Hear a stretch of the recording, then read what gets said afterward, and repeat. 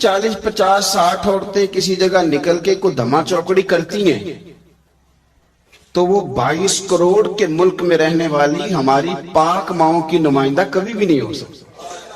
اس لیے دنیا ان کا چہرہ دیکھ کے بلکہ ان کا مکروہ چہرہ دیکھ کے ہمارے گھروں میں حیا کا پردہ پہن کے بیٹھنے والی عورتوں کو اس پر کبھی بھی وہ قیاس نہ کریں۔ الحمدللہ آج بھی مائیں پاک دودھ پلاتی ہیں تو رسول اللہ کا نام جپنے والے بیٹے پیدا ہوتے ہیں۔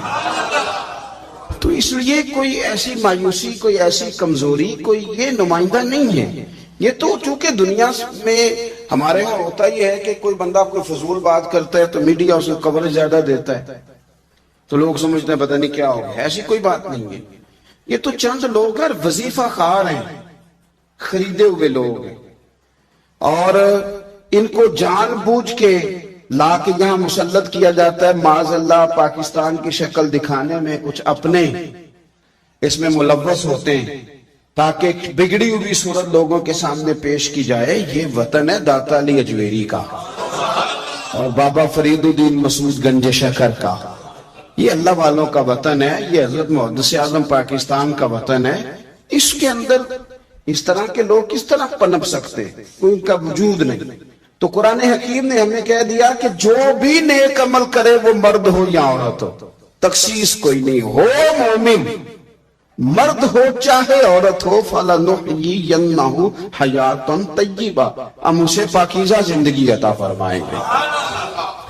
اللہ کے پیارے رسول صلی اللہ تعالی علیہ وسلم نے ارشاد فرمایا، حضور علیہ السلام ارشاد فرماتے ہیں کہ مختصر سی بات ہے، مسند امام احمد بن حنبل میں، انسان کے لیے جنت میں چلے جانا نا بہت بڑی کامیابی ہے۔ کیوں؟ اس لیے کہ اللہ کا دیدار بھی جنت میں اور مدینے والے محبوب کا قرب بھی جنت میں نصیب ہوگا۔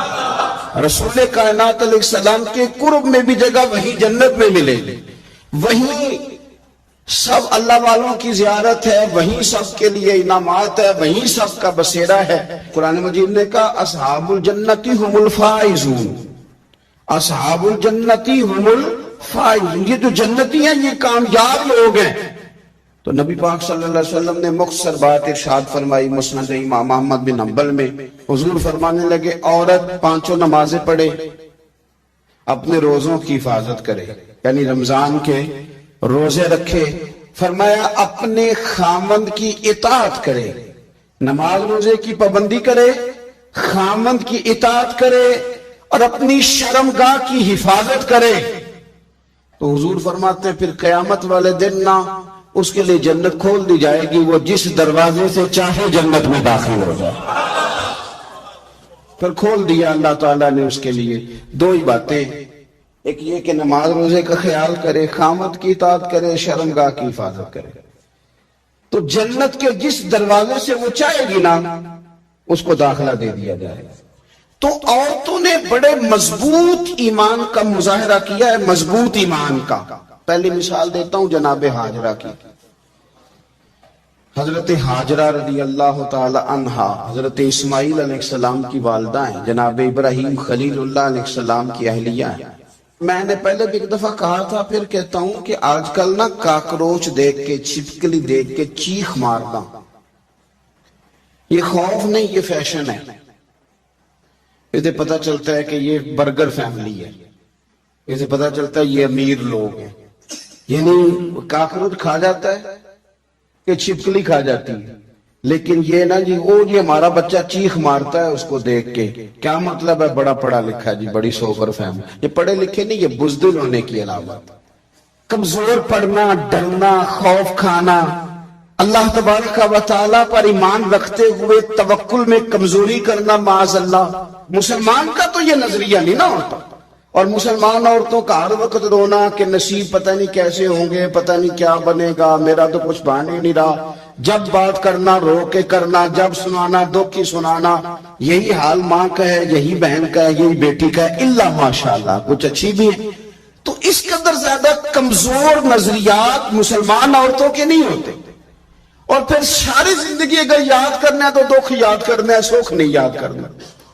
زندگی کے اندر جہاں کسی جگہ آزمائش آئی اس کا ذکر روز کرنا ہے، اور جو آسانی آئی ان کو بھول جانا ہے۔ حضرت حاجرہ کو جناب ابراہیم خلیل اللہ علیہ السلام چھوٹا سا بیٹا دے کے وادی غیر ذی زرعین میں چھوڑ آئے، اتنی سی کھجوریں، ایک مشکیزہ پانی کا۔ اس خاتون کو وہاں کھڑا کیا، دور دور تک آبادی کوئی نہیں، جنگل کا سما ہے، پرندے تک آ کے نہیں چہکتے، کوئی چیز نہیں دنیا کی، لیکن ایمان اس کو کہتے ہیں، طاقت اس کو کہتے ہیں، کلمہ پڑھنے کے بعد کھڑا رہنا اور اپنے توکل کو مضبوط رکھنا اس کو کہتے ہیں۔ حضرت ابراہیم واپس لوٹ رہے تھے تو جناب حاجرہ نے ایک سوال پوچھا، بس ایک۔ جناب حاجرہ عرض کرتی ہیں، اللہ کے خلیل، یہ اپنی مرضی سے چھوڑ کے جا رہے ہو کہ رب کا حکم ہے؟ میرے مالک کی میرے بارے میں یہی فیصلہ ہے، یہی رضا ہے، یا آپ اپنی مرضی سے چھوڑ کے جا رہے ہیں؟ تو جناب خلیل علیہ السلام فرمانے لگے، حاجرہ نہیں، یہ رب کا فیصلہ ہے، یہ اللہ کی رضا ہے۔ تو آپ کو بخاری میں یہ لفظ ملیں گے، جناب حاجرہ کہنے لگی پھر آپ فکر نہ کریں، اگر رب کا یہ حکم ہے تو پھر میرا رب ہمیں کبھی بھی ضائع نہیں کرے گا۔ یہ مضبوطی ایمان کی، یہ مضبوطی، رب پھر ہمیں کبھی ضائع۔ اور میرے ملت کی بیٹیوں اور بہنوں، ساری امیدیں خامن سے کیوں لگاتی ہو؟ ساری امیدیں بیٹے اور بھائی سے کیوں لگاتی ہو؟ ساری امیدیں دنیا سے کیوں لگاتی ہو؟ اس طرح کرو، اپنی ساری امیدیں اپنے رب کے ساتھ وابستہ کرو، رب کی رضا پہ، رب کے فیصلوں پہ راضی رہنا سیکھو۔ اگر تم یہاں ٹھہر گئی نا تو تمہارے پھر آنسو بہیں گے ضرور پر اللہ کی بارگاہ میں، پھر تمہاری دعائیں کے لیے ہاتھ اٹھیں گے ضرور پر اس کا کرم طلب کر گا، پھر کمزور باتیں نہیں کرو۔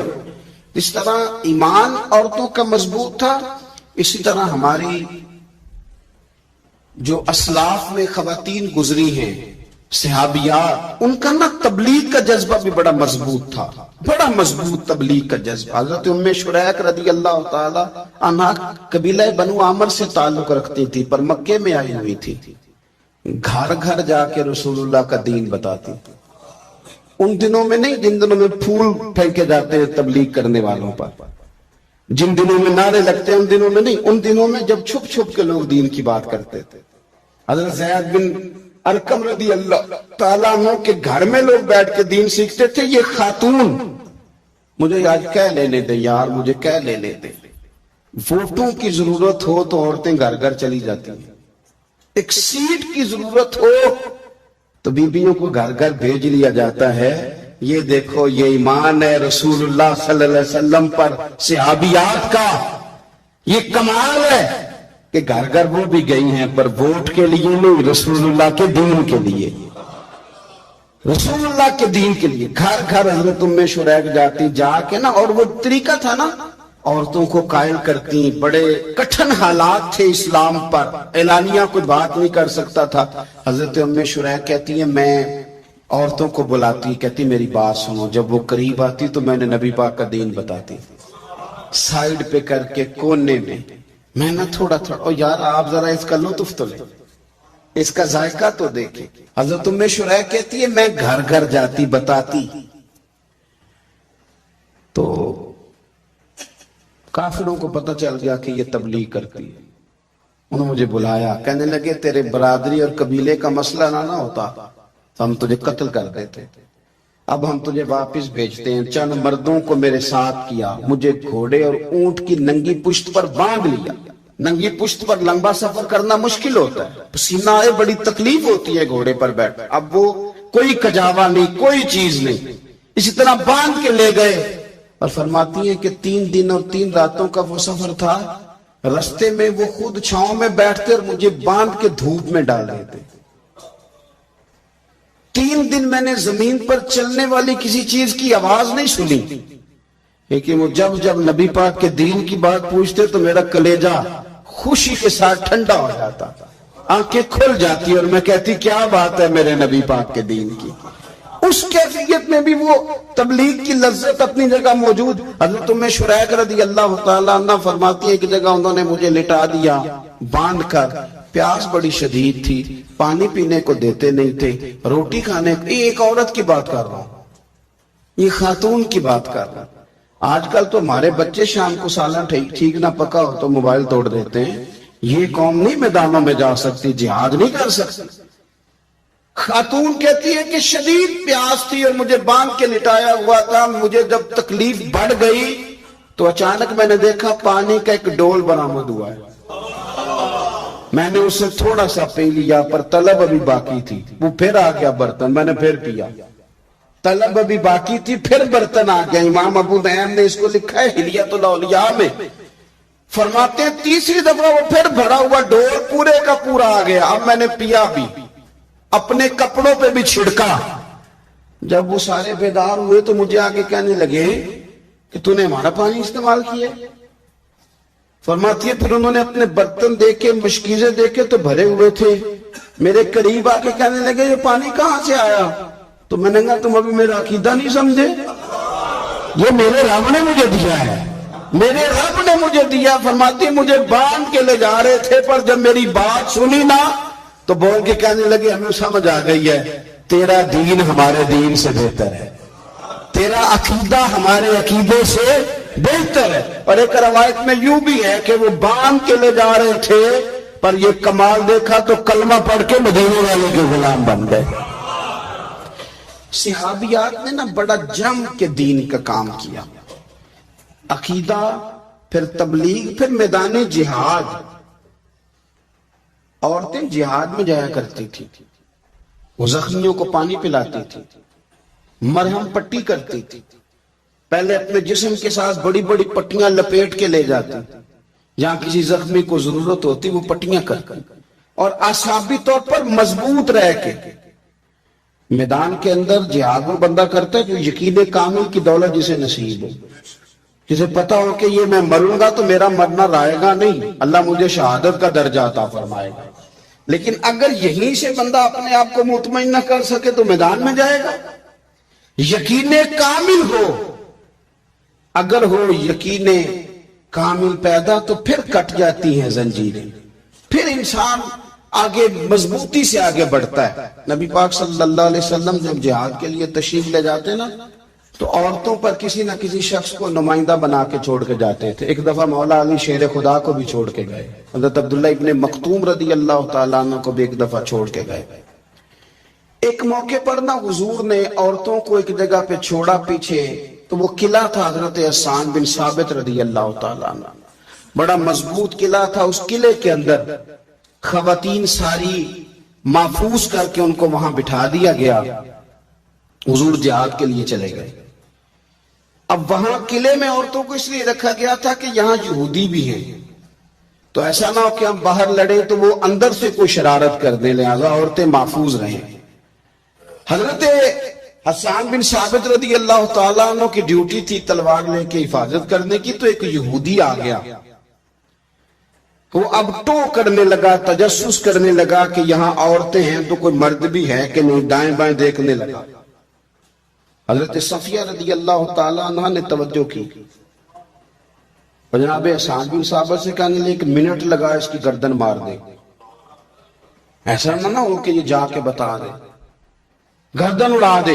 حضرت حسان بن ثابت ذرا تھوڑی کوشش کرنے لگے، ارادہ کرنے لگے، آگے بڑھنے لگے، تو ابھی وہ تیاری میں ہی تھے تو حضرت صفیہ رضی اللہ تعالیٰ عنہ خود نکلی پیچھے سے ہو کے، ذرا سا ایک ستون کے پیچھے چھپی، ہاتھ میں بڑا سا ڈنڈا پکڑا، وہ آپ کے قریب سے گزرنے لگا۔ تو یہ خاتون کی بات کر رہا ہوں، خاتون کی، کسی مرد کی ضرورت ہے عورت کو تنگ کر جائے؟ شرط یہ ہے کہ عورت کے اندر بھی تو غیرت ایمانی ہونا، اس کے اندر بھی تو وہ قوت ہونا، ایسا نہ ہو کہ وہ کمزور پڑ جائے۔ ہاتھ کے اندر ڈنڈا تھا، جب وہ یہودی پاس سے گزرنے لگا تو اللہ اکبر کہہ کے بی بی نے اتنے زور سے مارا ڈنڈا، حضور کی پھپھو نے ایک ہی ڈنڈا کھایا اور وہ زمین پہ ڈھیر ہو گیا۔ حضرت صفیہ نکلی اور جناب حسان بن ثابت سے کہنے لگی مجھے آتی ہے شرم، کیونکہ جب کسی کو مار دیا جائے تو اس کا مال مال غنیمت ہے نا کافر کا، اب اس کی زرہ اتارنی ہے، اس کی تلوار لینی ہے۔ فرمایا مجھے شرم آتی ہے، وہ مرد ہے، اس طرح کرو مار میں نے دیا، سامان تم اتار کے لے آؤ۔ یہ قوت تھی مسلمان عورتوں کے اندر، یہ شوق تھا، یہ جذبہ تھا۔ ہمارے ہاں نا اور روز روز کی کمزوریاں، عورتوں کا روز آنسو بہانا اور جہاں بھی سنانا دکھ ہی سنانا، اس نے انہیں کمزور کر دیا۔ آپ کے ذہن پہ چیزیں سوار ہو جاتی ہیں نا، تو یہ جو مرد زیادہ رہتے ہیں نا عورتوں کے ساتھ، زیادہ وقت گزارتے ہیں، زیادہ داستانیں سنتے ہیں، ان میں وہ ساری چیزیں پیدا ہو جاتی ہیں۔ آپ نے ناراض نہیں ہونا، میں دعوے سے کہتا ہوں کہ جو جوان اپنی اماں کے اور ابا کے شکوے کرنے لگ جاتا ہے نا، اس نے 1.5 گھنٹہ باتیں سنی ہیں بیوی، ایسے مفت میں نہیں شکوے کرتا، اس نے ہلکا ہلکا کہیں جی جی بھی کیا ہے، تو تب یہ ساری کہانیوں نے جنم لیا۔ آپ جس کی صحبت میں بیٹھیں گے اس کا کچھ نہ کچھ اثر، بلکہ عارف رومی تو کہتے ہیں کہ شیر کے بچے کو بکریوں میں چھوڑ دو، بکری بن جائے گا۔ شیر کے بچے کو بکریوں میں چھوڑو، وہ بکری ہے، اس لیے کہ شیروں کی صحبت بندے کو شیر بناتی ہے۔ تو جب بیٹھنا ہی نہیں ہے، باتیں ہی سارا دن یہ والی سننی ہے، ہر وقت رہنا ہی اسی داستان میں، پھر کمزور باتیں، پھر اپنے ماضی کے دکھ، پھر پتہ نہیں کیا۔ آپ نے ناراض نہیں ہونا، میں بعض جوانوں کی باتیں سن کے میرا دل کرتا ہے کہ اسے کہوں یار تو کیا بات کر رہا ہے، اپنا قد دیکھ، تو اپنی عمر دیکھ، رب نے تجھے مرد بنایا ہے۔